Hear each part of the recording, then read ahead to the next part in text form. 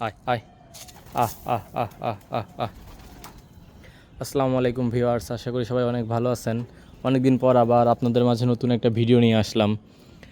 এই যে দেখছেন আমার কবুতর, আরও অনেক ছিল চুরি হয়ে যাওয়া এবং কিছু হারাই গেছে, মারা গেছে, সব মিলে আর এই কয়টাই আছে। ওই যে উপরে একটা। আজকে অনেক দিন পর বাসায় আসছি, তো ওই জন্য নিজের হাতে খাবার দিতে আসছে। এরা আমার অনেক শখের কবুতর। এরা আমার কাছে 3 থেকে 4 বছর আছে আমার কাছে। এদের জন্য দূরে একটা ঘর বানাবো আমরা। এখানে একটা শেড বানাবো আমি এখন কিছুদিন পরে। এখন এই যে দেখছেন আকাশের অবস্থা, আজকেও প্রচণ্ড মেঘ, এর মধ্যে কাজ শুরু করতে আসলে পাচ্ছি না। একটু আবহাওয়া ঠিক হলেই এদের জন্য একটা নতুন শেড বানাবো। বাগান বিলাস গাছ এখানে কাটিং করে রাখছি, আমার 2টা বাগান বিলাস গাছ আছে, অনেক বড়।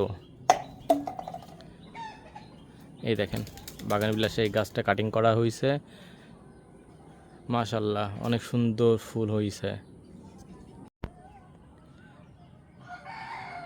এই দেখেন আমাদের ওইটা দেশি কাগজি লেবু গাছ, প্রচুর পরিমাণে লেবু আসছে। আমি নিচে গিয়ে আপনাদের দেখাচ্ছি। এই যে আমার ফুল গাছ বাগান বিলাস। আর এই বড়টা হচ্ছে আমার শিউলি ফুল গাছ। আর এই যে আমও হয়েছে, মাশাল্লাহ অনেক হয়েছে আম। ঝড় বৃষ্টিতে থেকে গেলে অনেক আম হবে। এবার মাশাল্লাহ অনেক আম হয়েছে।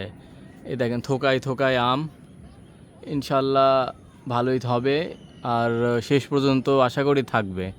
আসলে প্রতিবারই মোটামুটি হয়, কিন্তু বৃষ্টি ঝড় এর কারণে আসলে আম লাস্ট পর্যন্ত ঠিক থাকে না, সবগুলো থাকে না, থাকে তবে পরিমাণে কম। আপনাদের সবার আম খাওয়ার দাওয়াত থাকলো, আপনারা সবাই আসবেন।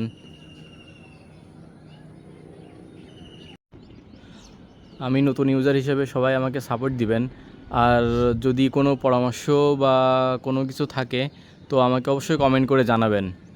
ধন্যবাদ। আবার নতুন কোনো ভিডিও নিয়ে আপনাদের মধ্যে দেখা হবে। আসসালামু আলাইকুম।